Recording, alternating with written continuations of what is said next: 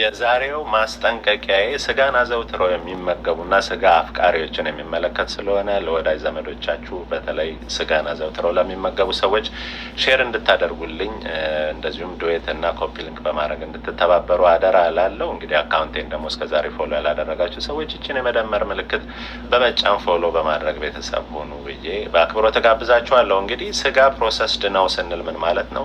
ከተፈጥሮ ይዘቱን፣ ቅርጹን፣ ጣዕሙን እንዲቀይርና ለረጅም ጊዜ በተለያየ አይነት ፕሮሰሲንግ መንገድ ሳይበላሽ እንዲቆይ ለማድረግ በሚደረግ ጥረት ወይም በሚደረጉ የተለያዩ ቴክኒኮች ምክንያት ባህሪውን የቀየረ ስጋ ማለት ነው። እንግዲህ በተለይ በሰለጠነው ዓለም የምትኖሩ በሰሜን አሜሪካ፣ ካናዳ፣ አውስትራሊያ፣ አውሮፓ የምትኖሩ ሰዎች በተለይ ለእንደነዚህ አይነት ነገሮች ቅርብ አክሰስ ስለሚኖረን በጣም ጥንቃቄ ማድረግ ያስፈልጋል ማለት ነው። አደጋው ምንድን ነው? መጨረሻ ላይ ገልጻለሁ። እንግዲህ የተለያዩ አይነት የፕሮሰሲንግ መንገዶች አሉ። በስፋት ከሚታወቁት ጨው በመጨመር ሶልቲንግ ወይንም ደግሞ ኪዩሪንግ የሚባል አለ።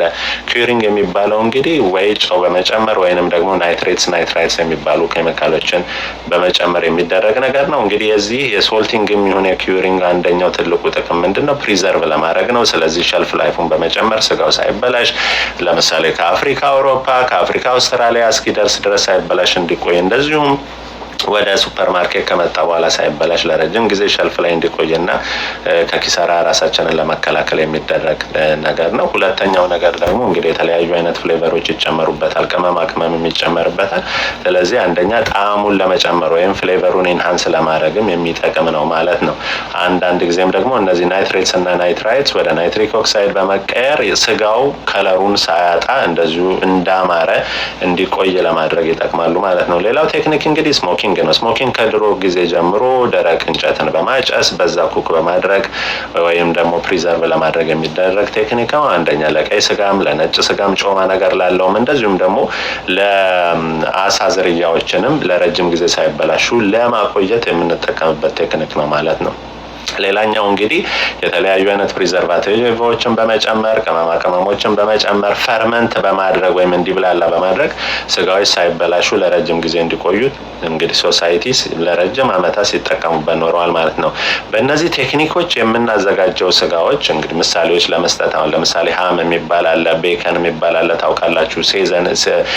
ሶሴጆች አሉ፣ ፔፐሮኒ አሉ፣ ዴሊ ሚትስ አሉ። እንግዲህ ዴሊ ሚትስ ብዙዎቻችሁ ታውቃላችሁ። በአብዛኛው ለምሳሌ ለአራት ሰዎች ይበሏቸዋል። ሳንዱች እያደረጉ ፕሪኩክድ ናቸው፣ አስቀድመው ኩክ የተደረጉ ናቸው። የተለያየ ፍሌቨር ጨው የተጨመረባቸው ናቸው። የተለያየ ፕሪዘርቫቲቭ የተጨመረባቸው ናቸው።